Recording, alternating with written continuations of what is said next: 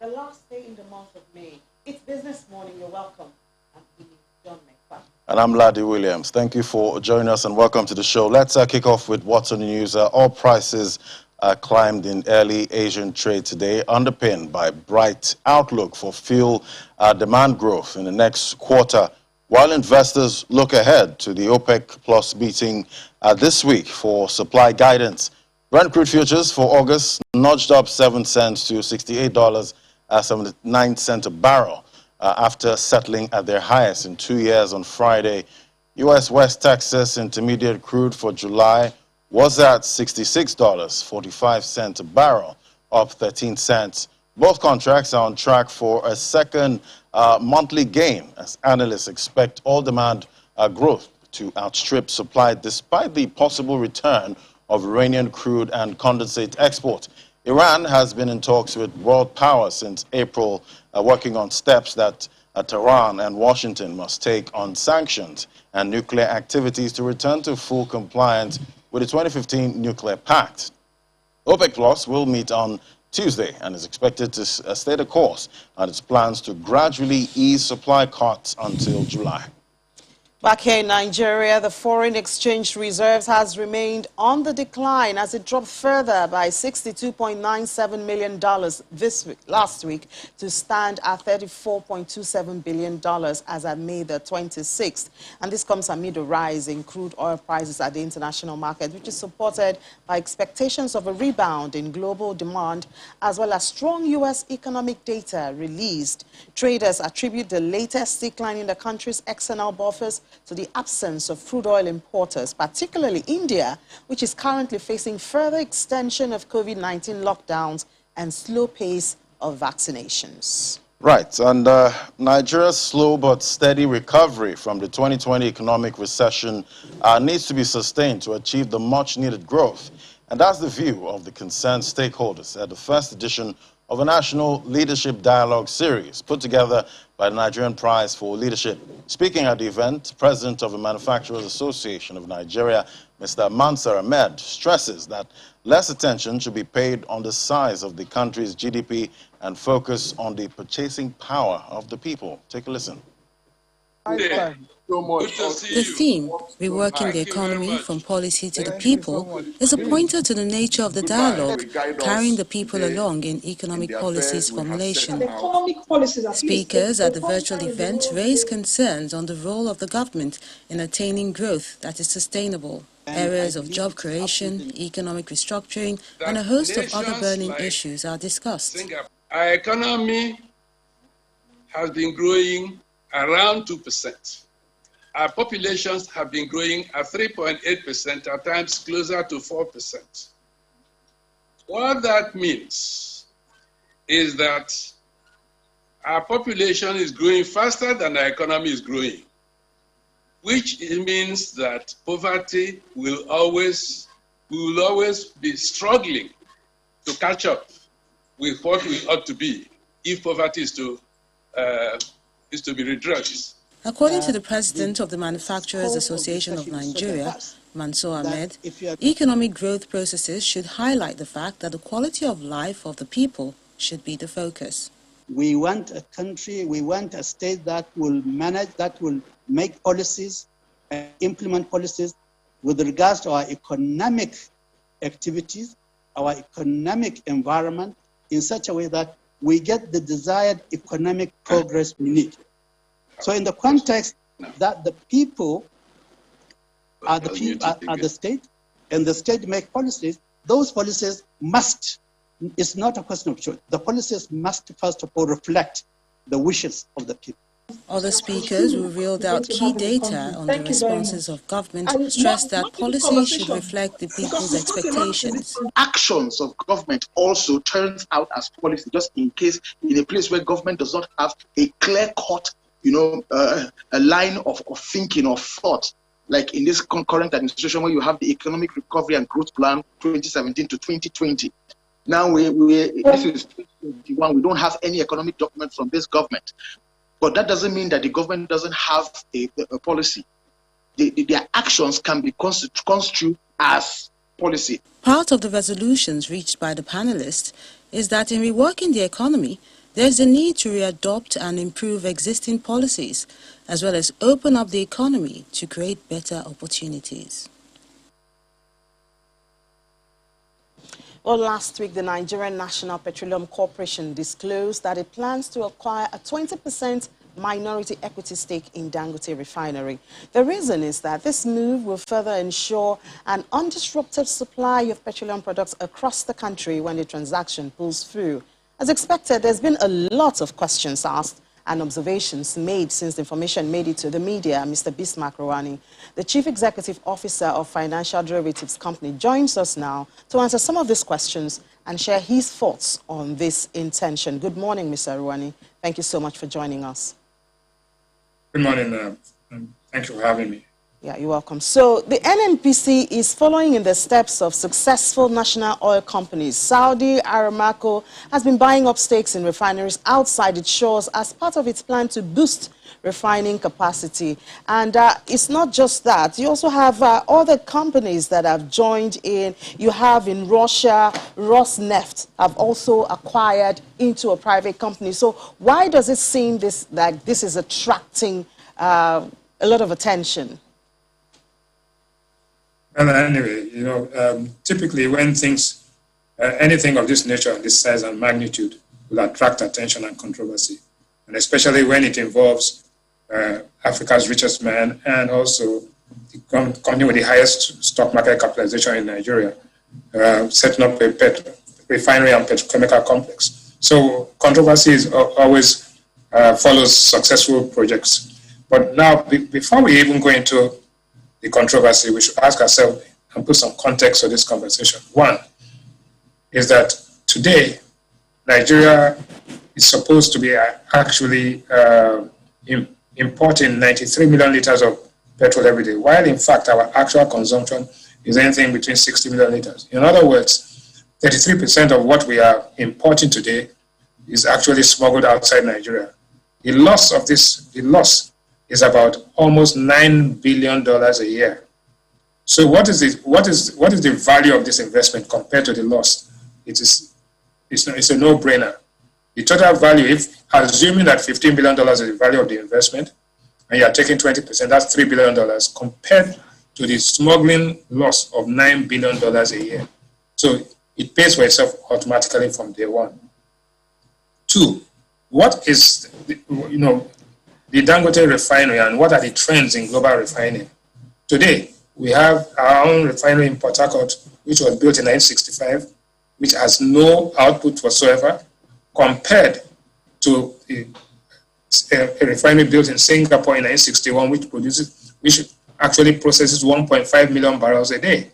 So our four refineries with supposed capacity of 450,000 barrels a day are producing nothing, whilst in other parts of the world, refining has actually moved, and refining is a high volume, low margin investment.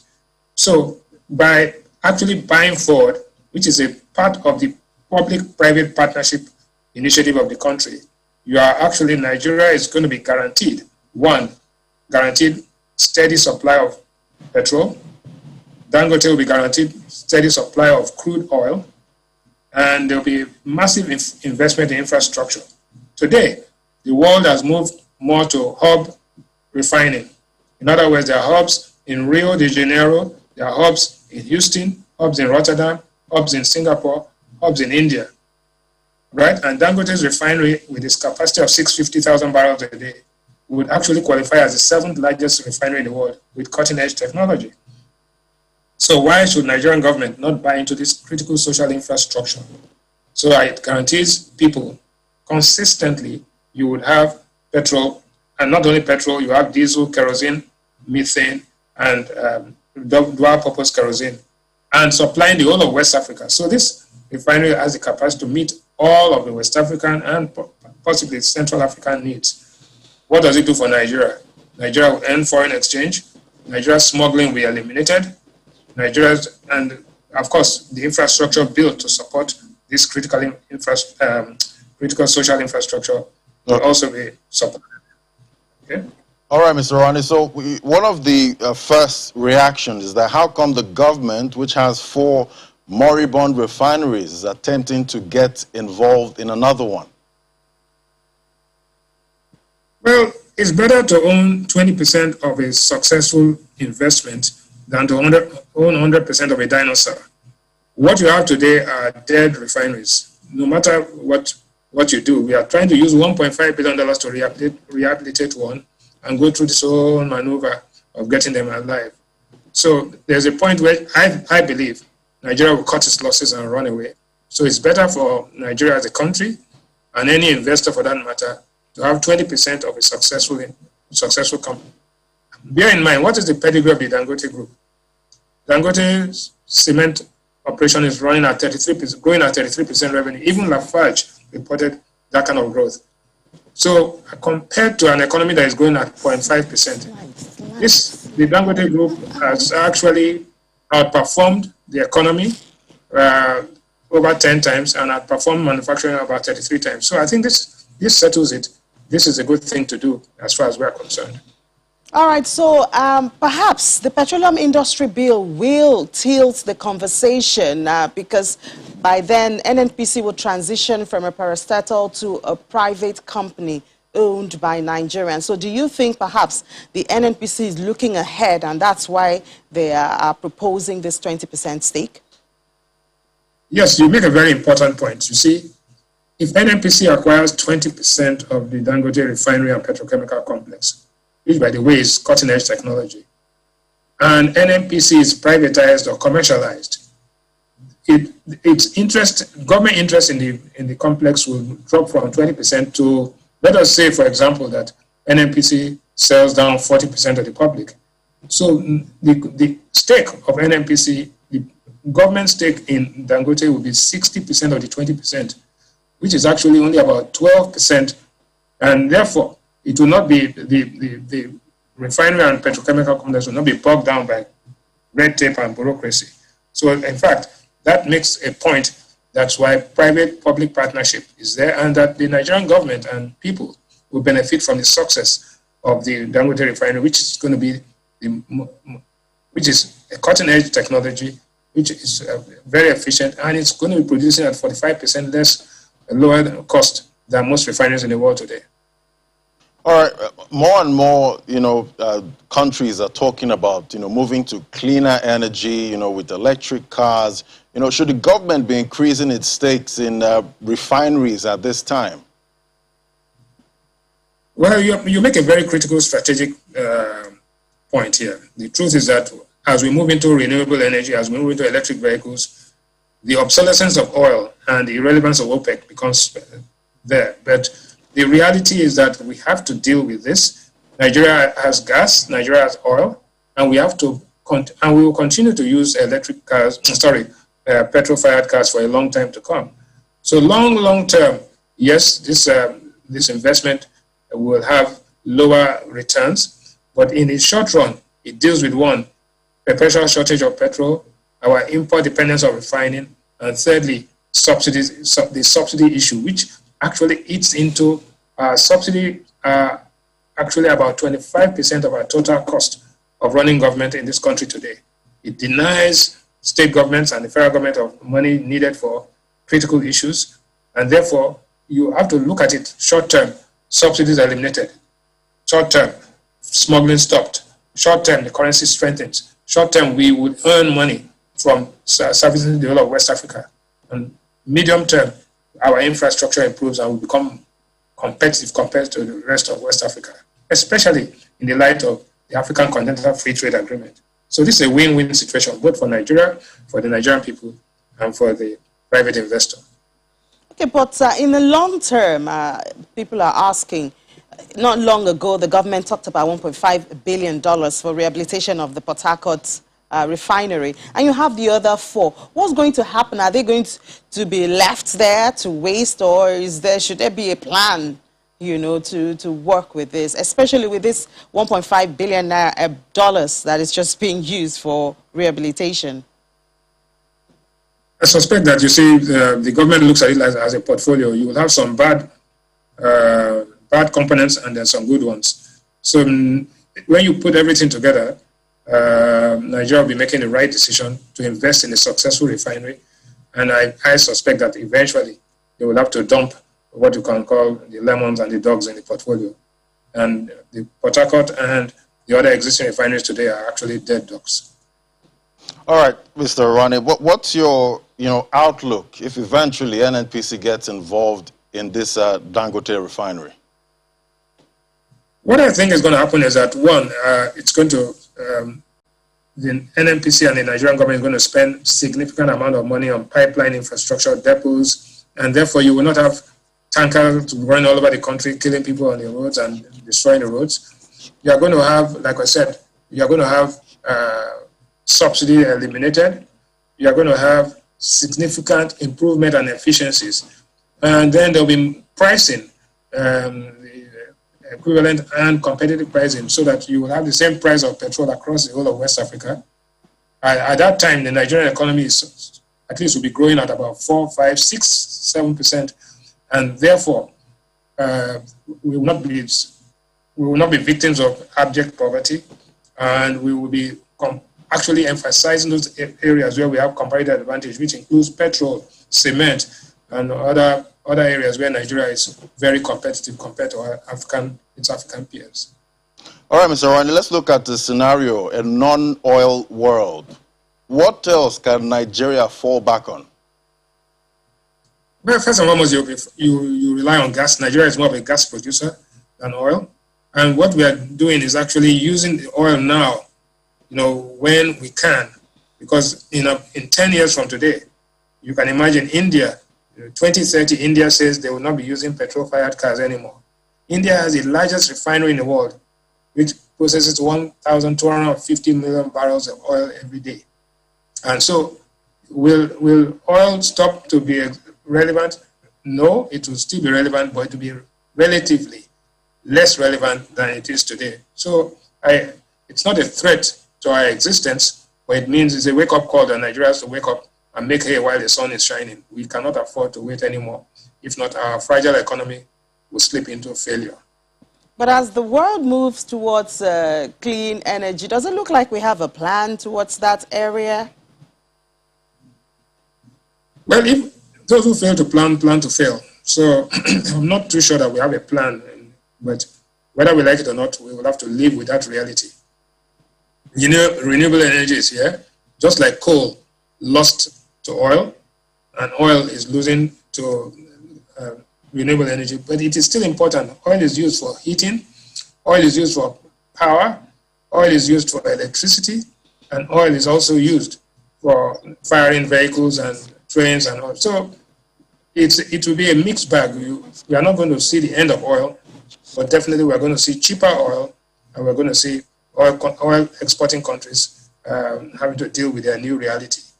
We've been talking about it, it's all talk in Nigeria, but now it's time to act on it. All right, Mr. Arani, we sure hope that it all turns out right for everyone, Dangote, the government, and of course, the people in Nigeria. Thank you so much for sharing your thoughts with us this morning. Mr. Bismarck Arani is the CEO of Financial Derivatives Company, and he shared with us. Thank you for having me. Thank you. You're welcome, sir. So we'll take a break now. When we come back, other conversations continue on Business Morning.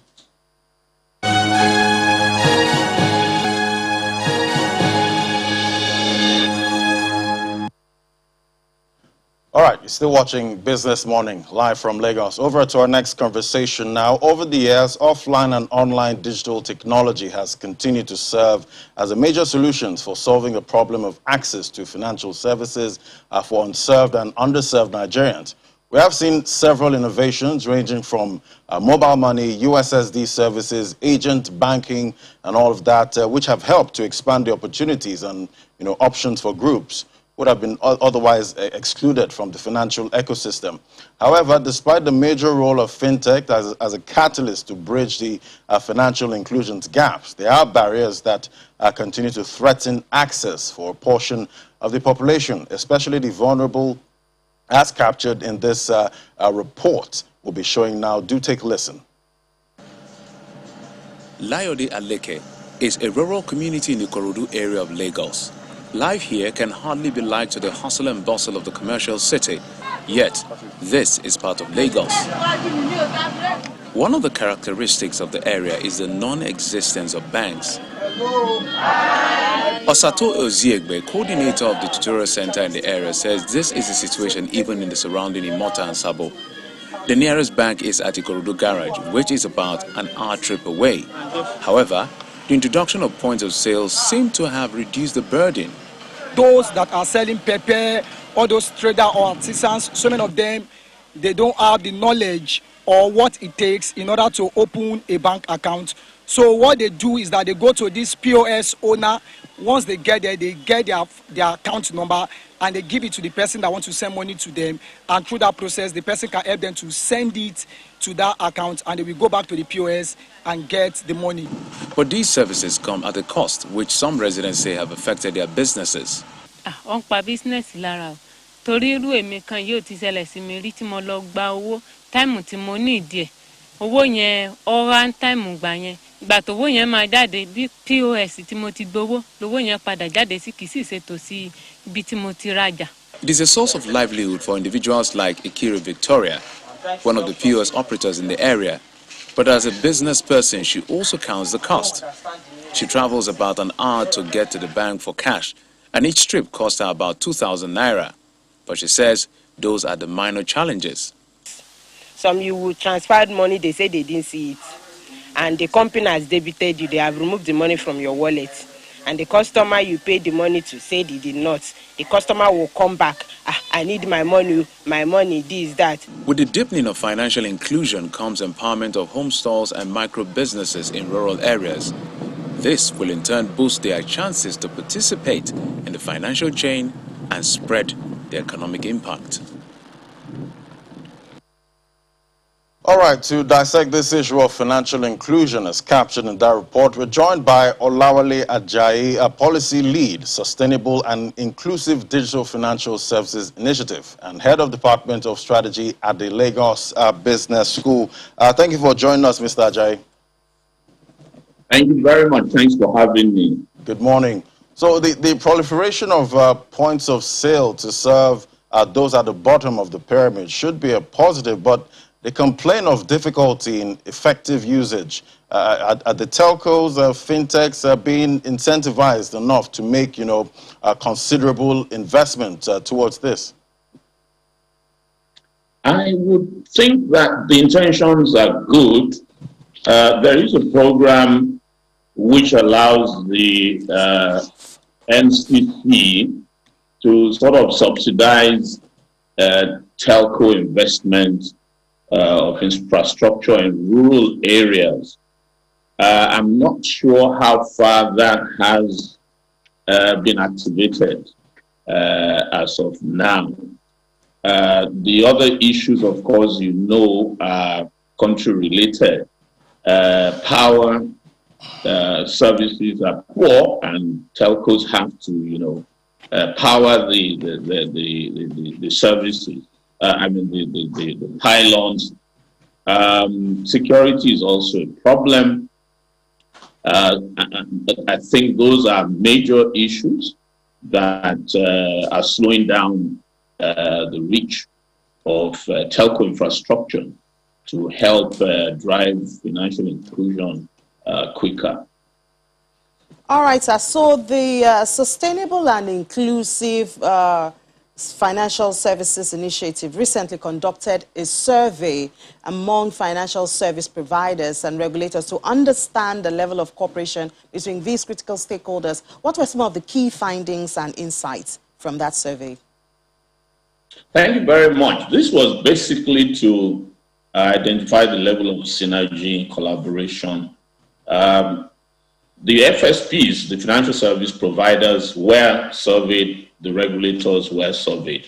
And what we found was that the financial service providers felt that between the regulators and themselves, the level of collaboration and synergy was about average, about 62 or 63%. And they felt that stakeholders in the ecosystem were also around just above average in terms of collaboration and synergy, about 62%. When we got to the regulators felt that synergy and collaboration between themselves and the FSPs, the financial service providers, was about 43%. So that's below average.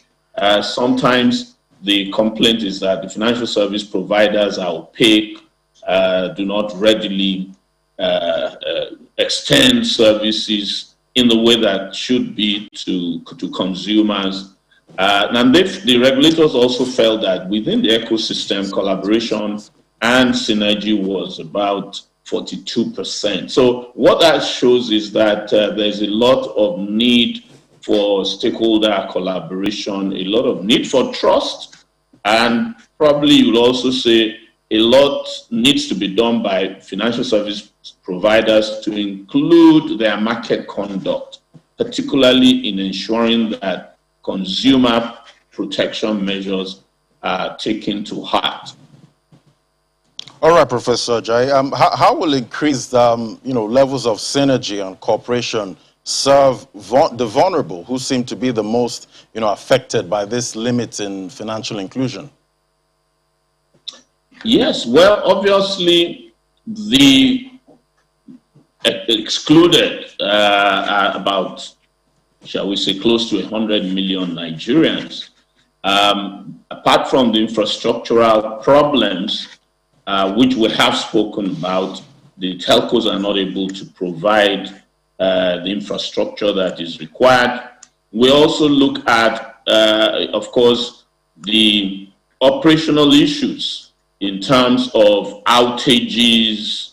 Of course, when there are outages, agents are not readily able to get the refunds done by by their principals, the banks. And so even those who are included feel somewhat let down. They don't quite trust these services. That drives people away from inclusion. The other point, of course, is that there is need for closer collaboration between the telcos, the banks, and others who serve these customers, so that competition, excessive fees, and the policy discordance, even from the point of view of regulators, is driven down.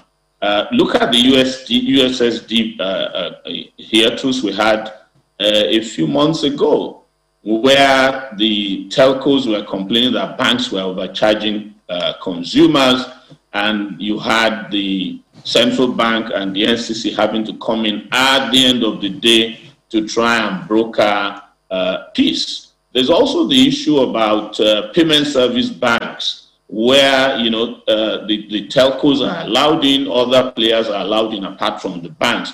The idea being to use their reach in terms of mobile phones to reach customers. There is still some measure of discordance there, because it looks like there is a wish to protect the banks somewhat naturally.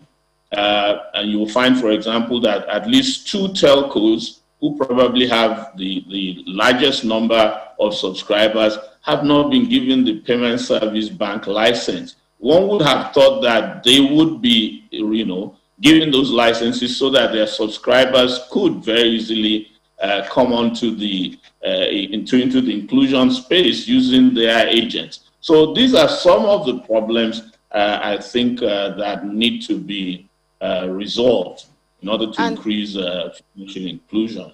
And what would you say the nation, the economy, is losing by this non-inclusion of a group of people or a number of people in the country? What's the economy losing? Tremendously, because the more people you have in economic activity, the more, of course, your GDP grows. The more people are able to actualize themselves and move into higher level economic activity. So that is the direct loss to the country. Indeed, one of the major issues about lack of financial inclusion is this issue of economic exclusion. Because in the rural areas, particularly looking now at the northernmost parts, and the more rural, the really rural areas, which we call the rural frontiers, economic activity is low. People are, if we use the point, underemployed, and that is what is contributing to the poverty.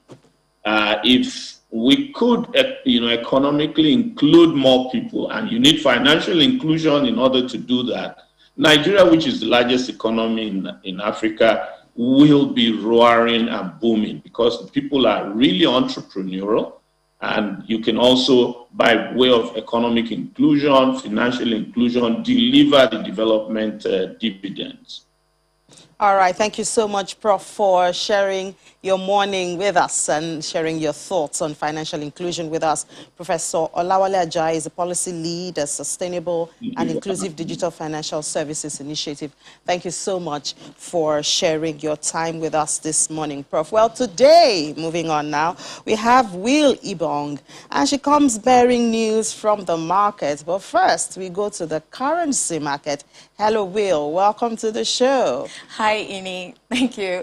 We begin the markets review. We've seen a lot of downward trends in markets, and we're looking at the currency. We're starting with the currencies time around and the debt market. Looking at the investors and exporters FX window, which ended May 28, we see that the value declined by 11.70% to stand at $899.42 million from $1.01 million traded in the prior week. Also, the NAFEX rates, which closed at 410 naira 0.91 kobo to a dollar against 410 naira 84 kobo recorded the previous week, also declined, and we are seeing that so many declines in the market. In the Bureau de Change, that's a parallel market, the Naira also fell against the US dollars by 1.45% to close last week's market at 490 Naira to $1 compared to 480 Naira to $1 recorded in the previous week. We saw an increase in the total volume for FX sports, forwards and futures market as well. So for the week ending May 28, the total turnover stood at $1.25 million, and this represents a 0.72% rise from $1.24 million that was recorded for the week of May 21. Now, to speak more about this, we have our guest, Mr. Obembe. Mr. Bosun Obembe is a fixed income dealer, Access Bank. Mr. Obembe?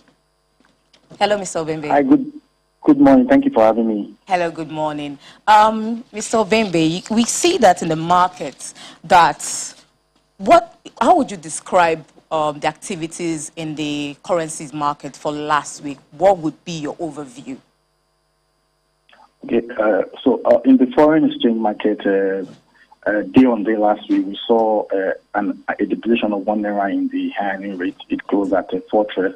But we've seen improvement in liquidity. Last week, we saw an increase of over 100% week on week in turnover. It's moved from 513 to $1 billion.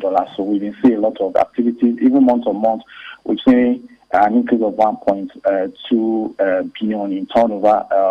Even though this major contributor to this volume has been the Central Bank of Nigeria, every week CBN has been sending at least about $50 million to the FPI to clear the backlogs of FX demand. Also, we've seen some exporters too. They've been coming to actually sell their export deposit thanks to the movement of the official rate to the high level. So we've been seeing improvement, and this can be attributed to the effort of CBN to actually sustain, to ensure that Naira doesn't actually depreciate.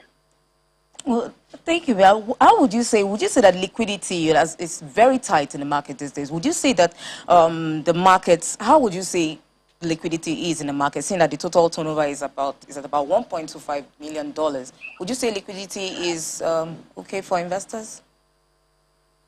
Yeah, so liquidity, like I said, we've seen improved liquidity, but we see a positive upfront because if you notice before now, most of the inflows have been coming from the foreign investors, However, because of the inability for them to move out their funds, so most of them, and because of our inflation rate, which currently stands at 18.12, so it's a negative return on bond if an foreign investor comes to invest.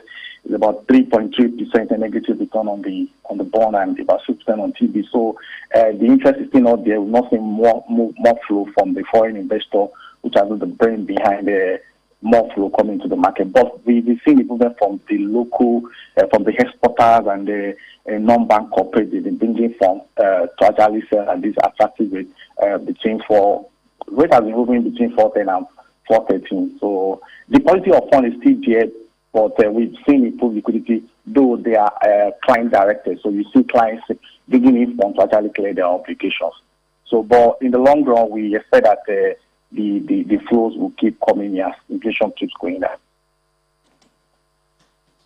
Thank you very much, Mr. Obembe. That was Mr. Bosun Obembe, fixed income dealer, Access Bank.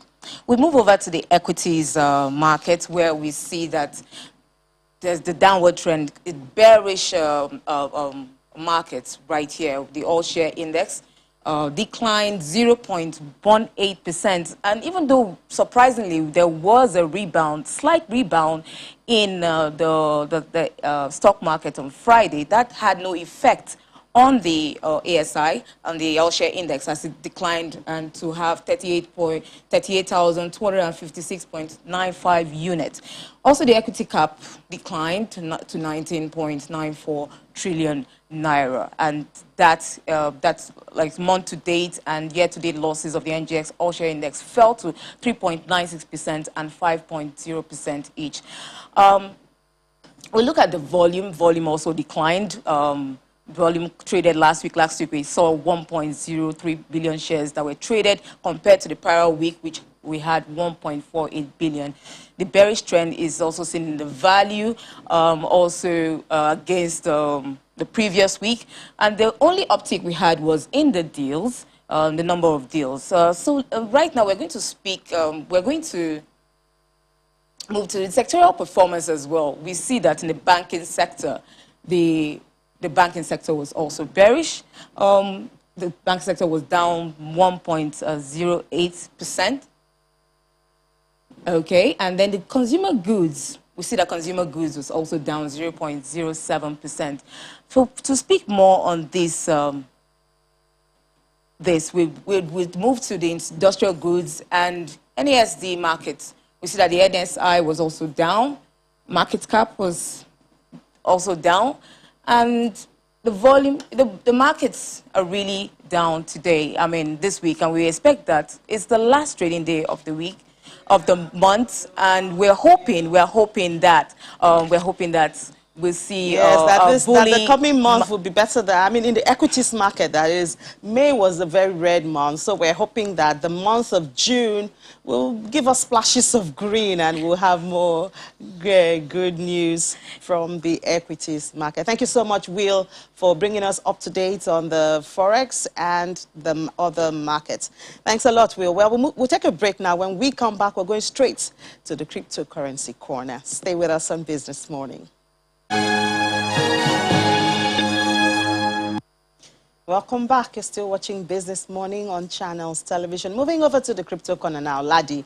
Over the weekend, former Deputy Governor of the CBN, Kingsley Moghalu, said that crypto remains a hedge against inflation and Naira devaluation. Exactly. What gist do you have for us concerning this? Well, that's been the narrative for a while now in the crypto market, but now it depends on what asset you're actually holding in the crypto market. Maybe if you're holding a stable coin, that way you retain your value even with the volatility of the market. But, you know, looking at Bitcoin, you see how far it's dropped from about $60-something thousand. So that's quite scary, I must say. Market cap, $1.53 trillion, down about 1.45% this morning. 24-hour volume, $97.67 billion traded, down about 27%, and that's for the total crypto market. That's actually it's fallen below the 100 billion range, which is quite concerning. Bitcoin dominance 42.78% this morning. The price of Bitcoin this morning $35,473, down about 0.80%.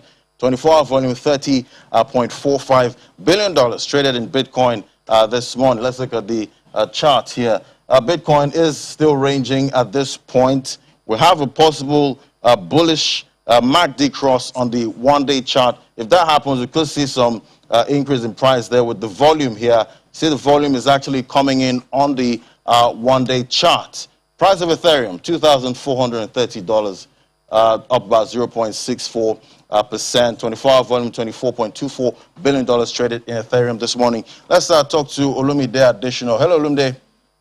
Yeah, hello, Ladi. Good morning. Happy Monday. Good morning.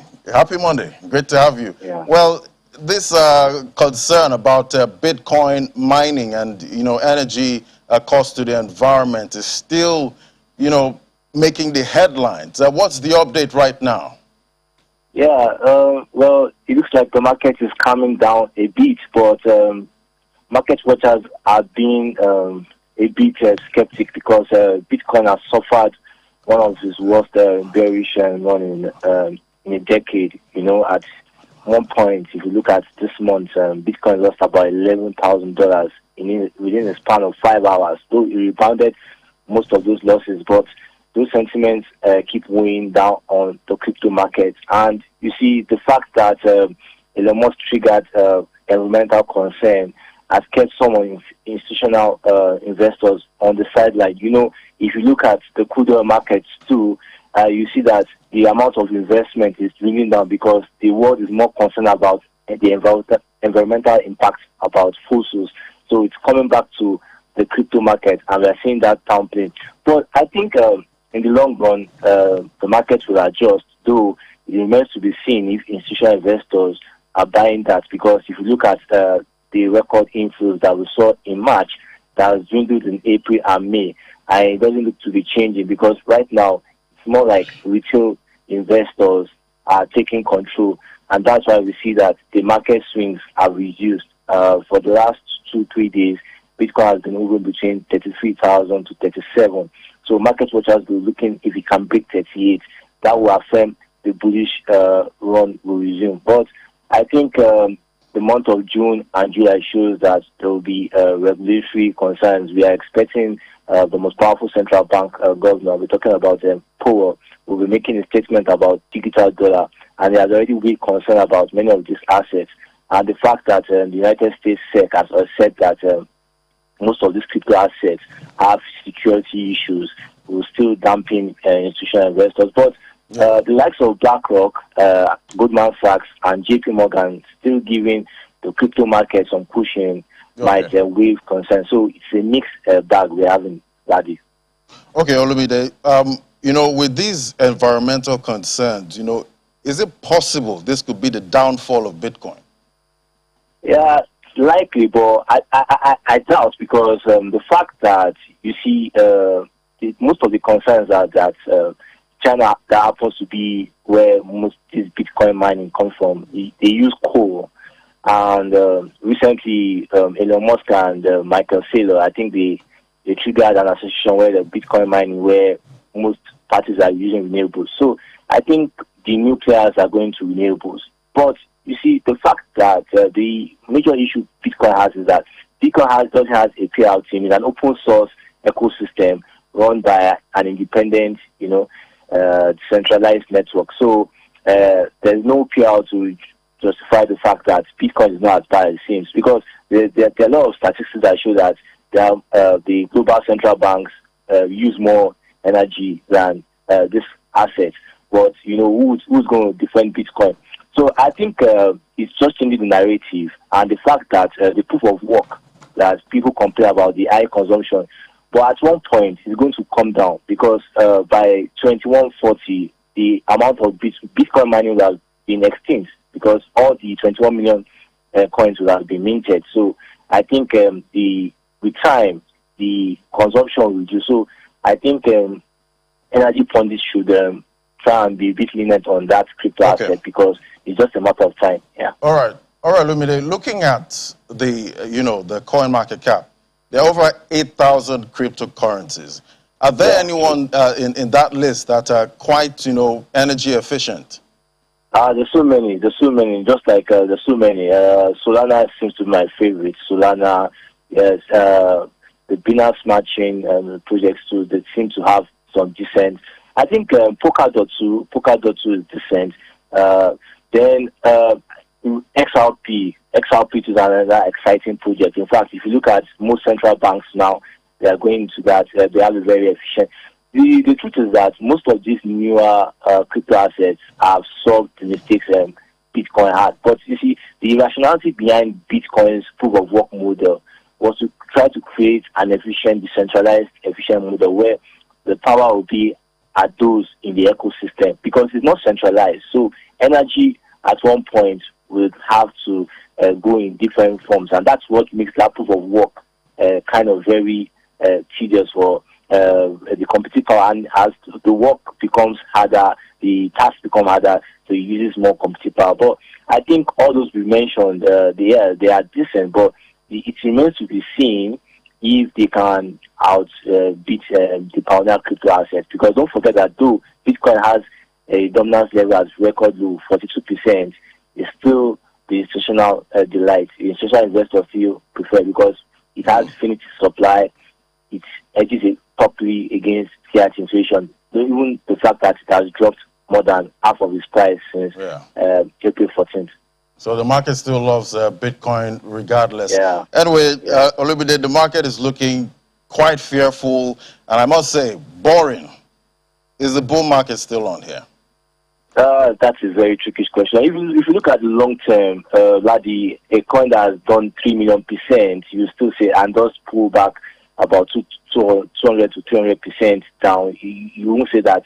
But if you look at the near term, it depends on your time frame. We're looking at the monthly chart pattern. Yeah, it looks like the big candle engulfing, Yeah, so, but the truth is that the bullish market is stalling, but and has almost wiped out 2021 year-to-date gains. But I think it will be very costly, because we don't understand. We're hearing reports that Apple are looking at Ethereum, we're hearing reports Facebook and this thing. So it just needs positive markets for the cushion to come in. But I think what players need to understand is that to be successful in this market, you don't need to be so exposed, because we've seen that oftentimes volatility in this market might catch you unaware and make you lose your return. If you look at last year, at one point Bitcoin got to as low as 3,800. At one point it got to 6, and before the year ran out, he went as high as 25. So it can play out this year, but it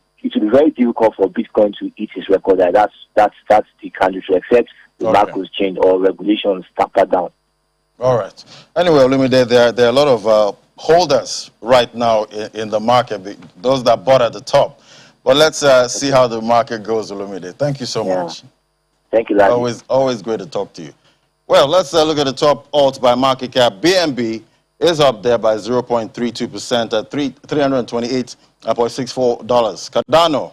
Cardano is holding up not too bad, down 0.75% at $1.61 a coin. Dogecoin, the love of Elon Musk, 30 cents, down about 0.79%. But XRP is the one doing well right now, up about 14% this morning at 99 cents. It did break the $1 level, but let's see how XRP does with the case still on there with the SEC. Decred, up about 15% this morning, $170. XRP is up there. Engine Coin, one of the NFTs, doing well, 12% up. So, Ini, it's a mixed market right now. Yeah, mixed Bitcoin market. still ranging. Altcoins actually gaining in size, so it's not bad. And I like one of the questions you asked Olumide about the altcoins that are more energy efficient, overtaking Bitcoin. Well, the market loves Bitcoin so much. Exactly. We'll see how sentiments go about that in the nearest future. Exactly. Well, thank you so much for joining us on Business Morning on this last day of May. It was really interesting, and we hope to see you tomorrow. I'm Ini John Mekwa. And I'm Ladi Williams. Thank you for watching.